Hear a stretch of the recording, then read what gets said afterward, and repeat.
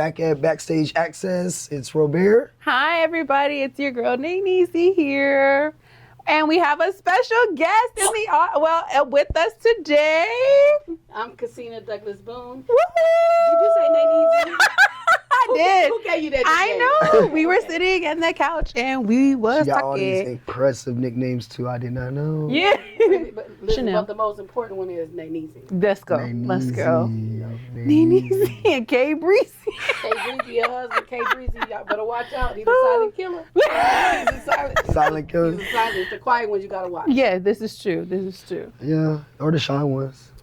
Or the light skinned one. Like, oops. No, you only gotta watch. Listen, See, you I'm better trying watch the ones that go in your cabinet at night. They- Light skin, we just sleep in the bed. We don't do nothing else. We don't move a muscle.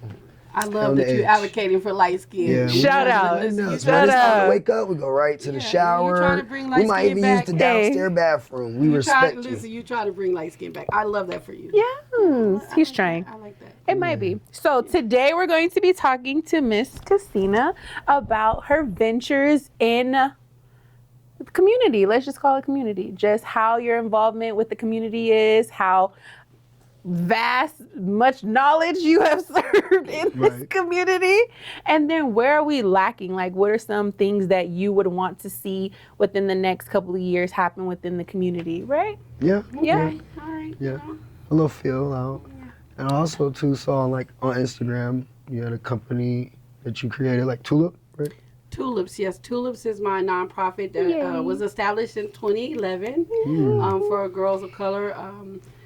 Just making sure that young girls who look like me and the communities that I represent have not necessarily a seat at the table, but at least so that we can create our own menu.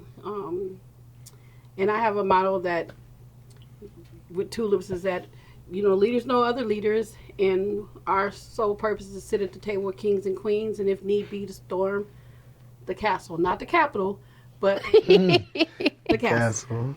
Yes. Shout out to Robert and his little king chair over here. Yes, He trying yes. to Yeah, hype up for the light skins with the king listen, chair. king of the light skin. Yay! Right, guys. Don't hype my head up too much. I have all the light skin. They say, he ain't that. Don't do it. Listen, Hey, I'll and take it off. light skin with pretty eyes. Pretty colored She told me to lose eyes. the beard though. Hey, I She told said you you one gotta gotta pick go. a struggle. You can't have the. Damn. You know, it's light skin. It might be the mirror to struggle. It's okay. I understand. So if you can tell us, like, what is some of the things that motivates Miss Cassina? Like, what makes you, or what is something that motivates you? So low key, I just want you to know that it's nothing like being good looking and smart and having skin that's been kissed by the sun. You okay? better go on then. But what motivates me is I literally have a front row seat to greatness. That's my motto. Working with young people, like knowing that one day this person that you are sitting in the room with right now is going to be somebody, and you are going to say, I knew that person, or I was a part of that person's story. You know what I'm saying? I don't have to be a main character in my youth lives as long as I'm an exclamation point on the page. Okay? Oh, okay. I want to be the exclamation. Can I ask, how does someone, like an individual, get involved with Tulips to be like a mentor or volunteer, anything like that? Thank you for that. So what they can do is they can go on our website, which is www.mytulips.org, and they can first and foremost read about us, learn who we are, and also once they do that, we'll have different events that they can volunteer. Wants to do a background check, and we make sure that Ain't no funny business. Right. because Tulips is about cultivating young ladies and leaders, and everybody don't have those garden hands. Everybody ain't meant to play in your garden. Yeah, I feel you. It takes a lot of good techniques to help teach someone to go down the right path. Absolutely. Yeah. Can you share your experience or an example of building a bridge? Like, how do you think that us in the community, or people that are here who really don't know how to get involved in their community and stuff, how can we bridge the gap with them being aware? I think first and foremost, you have to research and know your history of any community that you move into. Because, there are a lot of people who have great ideas, and you have to know if you're the great idea person, that's your role. And then you have to also know if you're the person who not only has the great ideas, but you can also implement them, because those are two different things. Okay. And so for me, what I found, I am both. I have great ideas and I can implement them. That's smart. But That's here's smart. the problem with a person like me, because everybody knows that I have ideas, and they know that I can implement them, but they also know that I bring like a network, and my network is my net worth. All right now. So I might, may not be balling out of control. No, that network don't gotta ball out. Right, but as long as it's but I'm known. always able to connect. And for me, going back to like with Tulips, being able to make sure that all of my students, the young ladies that I mentor, have access to the people that I know. Nice. And the people that I know, they know that they have to bring it. They cannot come and sell wolf tickets, because the young people that we have in our community, they're watching. And going back to your question, is that being able to establish and know that when it's time for you to sit on the bench and rest, right? And if you are cultivating amazing young people, cultivating not just relationships, but the message and what you're giving to them, you're going to see the fruits of your labor, because the people who are already in the community, who are born and raised in this community, are going to see how you cultivate that gift that somebody has already given you. That's good. I love that. How do you guys select an organization mentors for the mentees? So when we first started, it was the cool concept of, if you told me you wanted to be a mentor, what you did was you got a pack of seeds, and the girls' information was on there, and you and the mentor and mentee came together, and you would plant that, and the mentor would take the actual plant with them. And that symbolizes, if your plant is growing because you're watering it, if you put it somewhere where you're going to remember to check in on your mentee, right? You're going to remember to do that. And then as we got so deep in diving into the actual tulip, we got rid of the seeds, because what people don't know is the tulip is a unique flower. Tulip is it's not a seed, it's a bulb. Right. Okay. I love and let me tulips. just tell you the uniqueness about a tulip. The tulip as a bulb is just like a woman. Greatness is already in you, right? And so one thing about us and our organization with Tulips is that a lot of people don't know that tulips, if you research, will literally turn its whole entire body to feel the sun. So that's what we want our girls to know, that we see them, and right now you might be in a dark place, but we are here to be your sun, and we're also here to cultivate everything about you. And being that the tulip is so close to being like a woman, because it's nurturing and doing all this, no matter where it's set, it's going to blossom, right? Despite the inclement weather patterns, a tulip is always going to be okay, because the greatness was already instilled in the bulb. That's outside of as the flower blooms, which is all of the beautiful things that we get to see when an actual tulip comes to fruition. But with me, when I'm looking at the young ladies and I see where they started, because some of them started off like me, I was, if you have a Casina, if you're born and raised in Vegas, everybody has a Casina Douglas story. And so I get to look at, myself and know that the same girl who's going through a lot of the things or has gone through a lot of things that the girls are going through now, the only difference is we have social media now. And what we as adults fail to realize, and I don't know why we do this, we forget that we may not have had Facebook or social media, but we had them slam books, okay? Slam book was our first, and that's how we were able to, seriously, that's how we were able to communicate and tell the dislikes and Different things, right? for sure. Slam book was crazy. I got a question for both of you guys, and this is because we are in, Black History Month. I want to know personally, what is something that you take from your own Black history that you want someone else to know? So it's how I was taught Black history. Okay. So I think that we, in my opinion, have forgot how we learned Black history. We didn't learn Black history in school. Yeah. We actually learned it in church. Yeah. You know what I'm saying? We learned about Blackness and how we showed up in spaces, and the foundation piece of spirituality is what we talk. If you did BTU, Yeah. For those of you guys that don't know, that's Baptist Training Union, right? I'm not trying to say that I was, I was the first to do it, but that's what we learned. And we learned about Black history in that space. So my mom would write plays for us when we were little. That we would do Black history plays. We would learn about Sojourner Truth. We learned about Harriet Tubman. But then they would also tell us about other people that we didn't know about. And so that's how my Black history experience has been, and that's how I moved with my own children to make sure that I taught them what Black history was. That's awesome. That's good. What about you, Robert? I would say, growing up in the South, it was pushed on me from my grandfather because he was born in Mississippi, so he established himself, I guess, around a lot of the things that were already established before civil rights. Right. So I guess it would be more personal for me, a lot of different things, culture, different slangs, different, I guess, reciprocation from teachers and not understanding, having that connection. So going out on my own, reading books and kind of just going to different locations where people have walked, where people have died, So I felt like I've just kind of had a more personal experience, seeing different places. It's interesting that you said that because geographically, I think it's different as well, because one of my students, we just on Friday, we just showed the movie Let It Shine. Do you remember Let It Shine? Yeah. And so one of my students brought this up. She said that was her first exposure to colorism in that movie.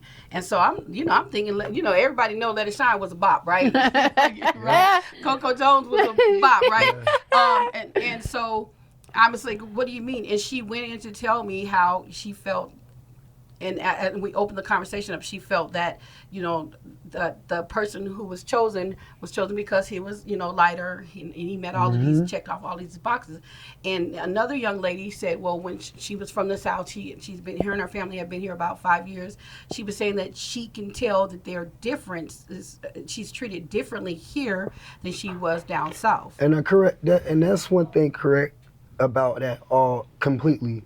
And to add on, that's why this book, The Freedom Riders, not the movie, but the book, it's a book, and it just goes in about a lot of African Americans that after they finish college, just getting on buses and just going around to different locations in the South. Right. I think that book really, I didn't finish it because it's so big, but I really enjoyed knowing that, when they would go to like Birmingham, Alabama, it would be certain type of people that would be like, oh, cool. Then you would go to certain places in Atlanta where they would get rocks thrown at them, certain things. So it's still like that now to this day. There's certain places where they might have a color issue on if you're brown, if you're light skinned. If you're light skinned and from around all these white people, they might like you more. You're brown skinned in a certain environment, they might like you more than a light skin. So for sure. And I think that's why I'm in the West Coast, because I like this coast a lot more. It's the best coast. He's accepted like John B. No, it's the best coast because you got a lot of Caucasians that establish historical things that Black people have fought for in the West Coast. They give them honorable, and they actually pay attention to those things. As in the East Coast, no, they do not. They give a lot of praise to a lot of Confederate, a lot of things like that. You probably have like a small portion of Black history, like this small, and we just walk in and walk out. Miss Christina, with our last few minutes, I really want to talk to you about who you are outside of, community. Tulip. And those things, because it was a little birdie that told us when we first came in today that you used to rap and you play spades and dominoes and you get real out here. So, as a matter of fact, my husband and I were just talking about this the other day. So we actually, my husband and I have been married 20 years. Okay, so when we first got together. Love, black love. Thank you, Jesus, for my husband. Anthony Boone, shout out to the King of Booneville. Okay, so when we first got together, my family was already doing this. For my 30th birthday, I had a down and dirty 30 party, and because everybody loves spades, dominoes, I had like spade trophies and domino trophies created. And so what we would do once a month, we would put the trophy up, right? Snap. And so shout out to my cousin Trina and Amel, because they took the took the trophy home the first time, and it was on and popping because everybody wanted that trophy. And so we actually, the last time we all came together before COVID, the trophy came home. Okay, Let's go. So they were saying the other night, it's time for y'all to put the trophy back up there. And I'm like, do we have it? And my husband's like, it's in the garage. So we're gonna be having something for anybody to think they can come and get this trophy from Mr. Boone and I from Booneville's. We must protect this house. But I do love playing spades. I love any type of game. Okay. But my game is left, right, center. Okay. But I love any game, right? Just there. And then there's a lot about me. A lot of people don't know that I like, if you know Casina, if you've been in this community, I used to like do stand up, I used to act, I used to do all of these things. I used to rap, I used to beatbox, I can do all of that, y'all trying to get me, you trying to get me. Say what? The lyrical, just Mr. You see. Oh man, hey, that was a little good glimpse though. Yeah. You had me beat, but I don't even do that. Yeah, so that's why when you were talking earlier, you was like, give me a joke. I was like, I have a lot. I do this. Listen, man. I was the person on the bus. Back to the jokes. I'm serious. I was the person on the bus that people did not want to sit. I feared her on the bus. I was that person. Skin, where you going? Lanny Laskin. It's cold outside, but I see the ash on your knees, Rob. Listen. Oh man. Look here, tell them ankles to stand down. Look Not the ankle. Yeah, I was that person. But I love just enjoying family, friends. I have a lot of people around me. People think I have a lot of friends, but my circle is very, very, if you get invited to Booneville, that means that you are a special person, because Booneville, the gates are not open for everyone. That's right. That's wonderful. If somebody wanted to follow you on social media or connect with you or connect with Tulips, can you let them know how they can do that? Well, we have a Facebook page. You can go on our Facebook page, or you can go on our Instagram and hit us up, on Instagram. Now, here's what I want you to know. Don't be hitting me up talking about that you want me to share this with 5 people. And then share it with another 5. Listen, I'm talking share. I'm talking, I don't mind sharing content or sharing events, but what we're not sharing is, that God done told you to tell me that, because I'm locked in. Me and God, we twin locked in. Me and God, he not going to tell you nothing. That he ain't going to tell you. That he ain't going to tell me. All right, now. Stand on that. Stand on that. Okay, well, thank you guys for tuning in. We'll be right back after this. Yep.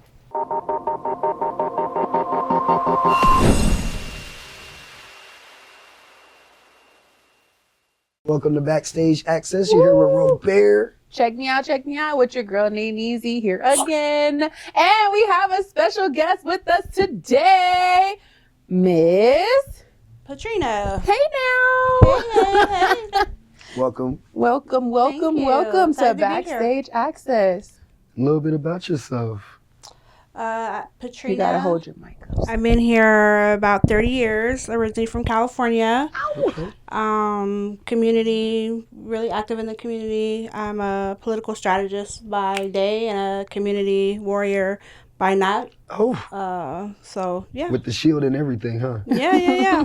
No, that's right. Vegas, you gotta have the shield, the armor, everything. If you outside at night out here in the community, trust me, I know. Yeah. I've been swept under the rug sometimes. So tell us, what motivates Miss Patrina? What is something that motivates you to be out here in the community and, informing us of what is and what's to come and things like that? I think what motivates me is just recognizing that building power is important, and people in power respond to a roar, not a whisper. And a part of the work that we do in community has to be about being a roar, right? And not a whisper. And so that's what motivates me, teaching people, answering questions, just being, that person that folks can reach out to be like, I don't know how to do this. I'm like, all right, time to roar.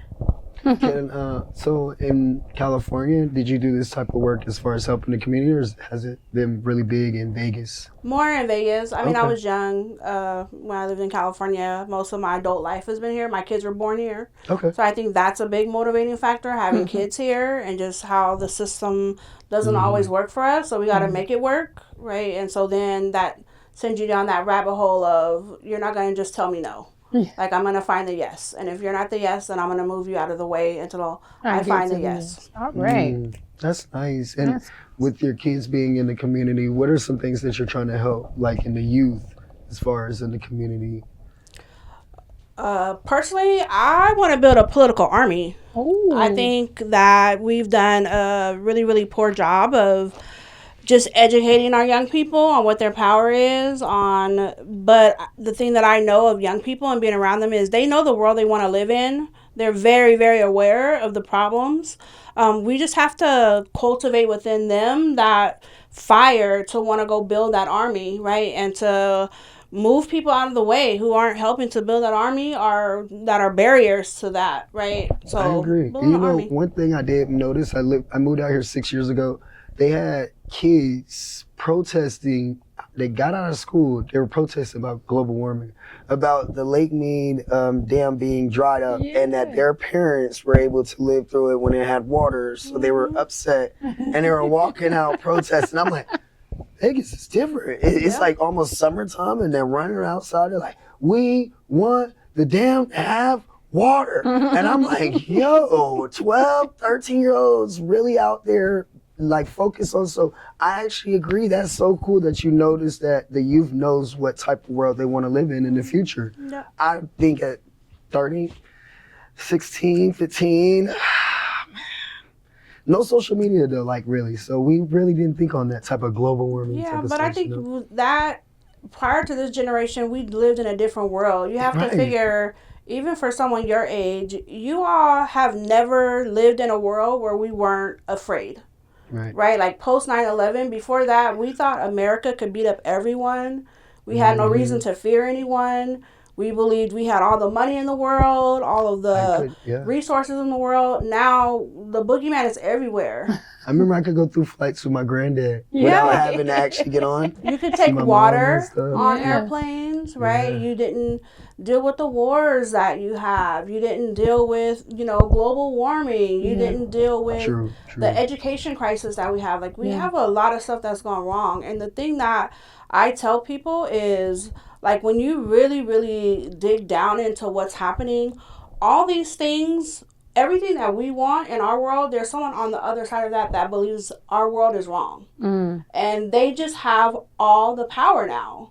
We have to take that power back from them, and that's organizing, that's building community, that's critical thinking, right? Don't let people just tell you it's not possible. Why is it not possible? Yeah. Correct. Right? But it also, and this is something that we have to put into practice more, is we have to love each other differently. All right. Right? Like the way we look at each other, too. the way we build community, the way we organize, even simple things like having events. Yeah. Right? The way in which it's like, well, my logo wasn't this place on the flyer. None of that matters with the problems that we have right now in this community. Everybody just needs to lock in and be like, okay, where am I needed? That part. Correct. I love that. Play your role. I Fit in love where that. you fit in. Okay, let's switch gears a little bit and let's talk some more. Talk part is what I call it. So, who is Miss Patrina outside of the political sector? Who am I outside of the political sector? I am a mom. I am an avid yogi. I love doing yoga. My favorite is trap yoga. Okay. Trap yoga. You be like there throwing that thing back. You get in your little stretch, they be like, twerk it out. Turn it out. I like how you turn it out. Where did the beat come from? It just came out of nowhere. Like turn it out. It's in my head. Yeah. Snapping everything.